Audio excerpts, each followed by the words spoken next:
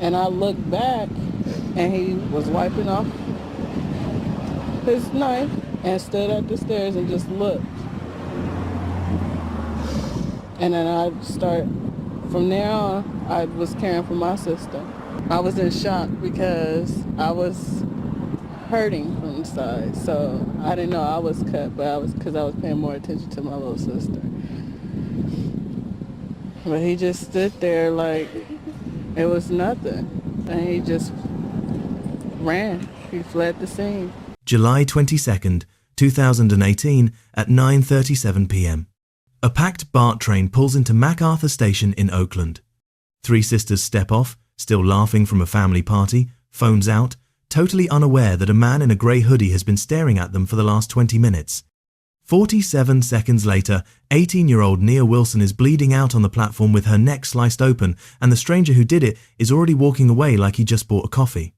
No words, no robbery, no fight, just pure, random violence. I'm taking you through every chilling second of the murder that shut down an entire city, sparked nationwide protests, and still leaves one burning question nobody can legally answer. Was this a hate crime, or the scariest kind of coincidence imaginable? Stick around, because the truth is wilder than you think. If you're new here and you like stories that don't pull punches, click that subscribe button and turn on the notification bell. Trust me, you don't want to miss what's coming next. Nia Wilson was born November 12, 1999, youngest of 8 kids, instantly nicknamed PG, meaning pretty girl, because, well, look at any photo of her and you'll get it.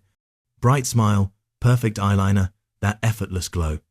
She was cheer captain at Oakland High, could flip and tumble like it was nothing, and on the side, she was already recording music with her sisters and cousins under the name Girls N the Hood.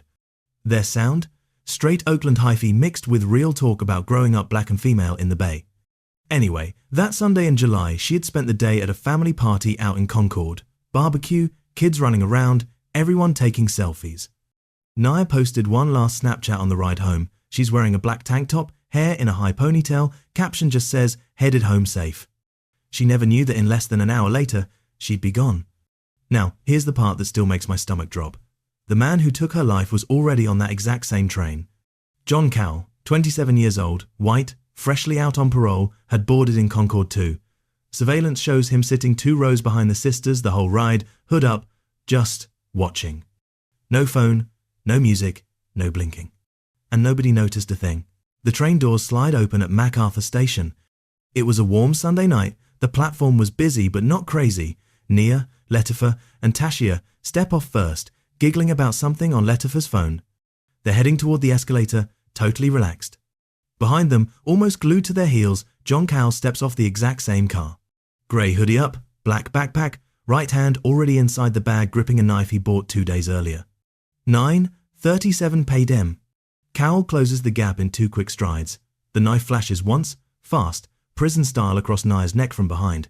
The blade is so sharp it slices straight through her carotid artery and windpipe in one motion. Blood sprays instantly, bright red against the concrete. Nia never even turns around. She just drops, hands flying to her throat, eyes wide in shock. Letifah hears the sound first, that awful wet slice, and spins around. She sees her baby sister collapsing and lunges to catch her. That's when Cowell swings again. The knife plunges into Letifah's upper arm and shoulder. She stumbles back, screaming. 2 seconds. That's all it took. Cowell doesn't run yet. He calmly wipes the blade on the front of his own shirt, leaving a long red streak across the grey fabric, then slips the knife back into his backpack like he's putting away groceries. 8 seconds after the first cut, he's already walking up the stairs toward the street exit. No hurry, no looking back. Down on the platform, chaos explodes. People scream, scatter, a couple of guys rush over trying to help. Someone yells, "She's bleeding from her neck! Oh my God, somebody call 911. 2 girls just got stabbed. One of them, her throat is open, there's blood everywhere. Hurry please." Paramedics got there in 6 minutes. 6. But Nia's carotid is completely severed. She's gone before they even lift her onto the stretcher. Letifah is rushed to Highland Hospital, screaming her sister's name the whole way. And here's the first, wait, what, moment that still doesn't make sense. BART police pull the surveillance within minutes. They see Cowell casually ride the construction elevator to the top of the parking garage, chuck the knife onto a rooftop, change his shirt, and then just sit on a bench for 2 hours waiting to get caught. He never even tried to leave the station. So, by sunrise the next day, BART police already have their guy. John Lee Cowell, 27 years old, white, no fixed address, living on the fringes of the Bay Area for years. And once you dig into his past, the warning signs are screaming. Cowell grew up in Antioch, dropped out of high school, and by 18 was already racking up arrests. Assault with a deadly weapon, brandishing a knife on a bus, resisting cops, the usual spiral. He'd been in and out of psych wards, diagnosed paranoid, schizophrenic, hearing voices, convinced people were following him. But here's the thing, every time the system grabbed him, they'd pump him full of meds, he'd stabilize for a minute, then get released, stop taking the pills, and disappear again. July 2018, he's fresh out on parole after serving time for a robbery, completely off his medication, and basically a ghost. Friends later said he'd been sleeping on benches, talking to himself, getting worse every week.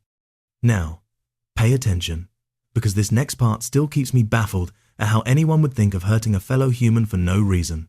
3 days before the murder, Cowell is in county jail on a totally unrelated parole violation. While he's locked up, he tells his cellmate verbatim, according to court testimony, "I'm tired of people disrespecting me. When I get out, I'm going to kill the next person I see." He gets released that Friday. Sunday night, he boards the exact train as the Wilson sisters. You do the math. After the attack, cops find him hiding in an industrial area a few blocks away. They bring him in, and the interview footage is ice cold. Zero emotion. When detectives ask why he did it, he shrugs and says, "I was off my meds. Felt like it." Then, on recorded jail calls to his mum and brother, he drops casual racist slurs about black people, laughs about the stabbing, brags he got 2 of them. No remorse, no confusion, just pride. By the way, that knife, they found it exactly where the cameras showed him tossing it, on a rooftop near the station, still sticky with Nia's blood. Prosecutors tried to tack on a hate crime enhancement. Cowell's own words made it seem obvious. But legally, they couldn't prove he picked the sisters because they were black. No prior interaction, no racial slurs during the attack itself. The judge denied it. The sun came up on July 23rd, and Oakland just snapped. By noon, hundreds of people were already at MacArthur station holding signs that said, "Say her name, NIA Wilson." Someone laid flowers and teddy bears right on the exact spot where she took her last breath. Then the crowd grew and grew. By nightfall, the station was completely shut down, trains rerouted, protesters linking arms across the platform, refusing to move until someone answered for what happened. Over the next week, the Bay Area basically stopped.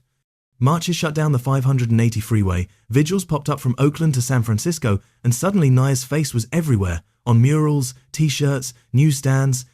The hashtag number "Say Her Name" blew up because, for a lot of people, this wasn't just a random stabbing. This was another black woman erased in broad daylight while the world looked away. Celebrities jumped in fast. Stevie Wonder stopped a concert mid-song to ask for a moment of silence. Anne Hathaway posted a tearful Instagram video begging people to remember Nia's name. Snoop Dogg, Oakland's own, went live saying straight up, "Y'all protecting dogs on trains but not our babies? Fix it." And the family? They weren't quiet either. Nia's mum, Alicia Grayson, stood in front of cameras with tears running and said, "My daughter was minding her business, coming home from a family party, and some man decided her life didn't matter. Tell me how that's not hate." So they took BART to court, wrongful death lawsuit, claiming the agency knew violent crime was spiking on that exact line but cut security anyway. After 3 years of fighting, BART quietly settled in 2021 for an undisclosed amount. Most of it went to starting the Nia Wilson Foundation, which still helps victims of random violence today. Meanwhile, back in the courtroom, Cowell tried the insanity defense everyone saw coming. His lawyers brought in psych experts who said the voices told him to do it. Prosecutors brought their own experts who said, nah, he knew exactly what he was doing. He wiped the knife, hid the evidence, bragged on jail calls. The judge agreed. July 2020, John Cowell got life, no parole, and was shipped off to a max security prison where he'll die behind bars. But here's the quiet moment that hits hardest. When the judge announced the sentence, Nia's older sister Tashia just whispered, "It doesn't bring her back." And that's the part the protests couldn't fix. So we're at the end, and I need you to lean in for this one, because this is the part that still splits rooms in half. Legally, California can add years, sometimes life, to a sentence if you can prove the killer picked the victim because of race. Prosecutors wanted that hate crime enhancement bad. They had Cowell on tape using the N-word about black people, bragging on jail calls that he got 2 of them, and a history of racist search terms on his phone. But the law doesn't care what you think in your head or what you say later. It needs proof you chose that specific victim for that specific reason in that specific moment. And here's the brutal catch. There was no interaction on the platform. No words, no stare down, no "this is because you're black." Cowell never said it out loud, and the cameras didn't catch him skipping over white passengers to get to the sisters. So, even though 3 young black women were literally the next people he saw after threatening to kill the next person, the judge ruled there wasn't enough to meet the legal standard. Enhancement denied. The Wilson family heard that and lost it. Letifah, still carrying the scar on her shoulder, told reporters flat out, "He saw 3 black girls with braids and decided we didn't matter. That's it. That's the reason." And honestly, a lot of us watching from the outside feel the same gut punch. Because when a white man with a violent past and racist opinions walks up behind 3 black teenagers and slits one's throat for no reason at all, what else are we supposed to call it? The court called it murder. The streets called it hate. And 7 years later, nobody's changed the other side's mind. Nia would have turned 26 this month. Before you go, 2 quick things that actually matter. First, Nia's family turned their pain into action. The Nia Wilson Foundation is still out there funding self-defense classes for women, pushing for better transit safety, and helping families who've been through the same nightmare. Second, her sisters and cousins finished the album they've been working on with Nia. It dropped a few months after she passed, called Fake Shit, Straight Oakland Fire. Every song ends with a clip of Nia laughing in the studio. That's how they keep her here. You can still stream it today. Go give it a spin and you'll hear exactly who the world lost. Because some questions don't have clean answers, but that doesn't mean we stop asking them. If this one hit you just like it hit me, do let me know in the comments. To get update on more coming videos, kindly like and hit the subscribe button. Thanks for sticking with me through this one.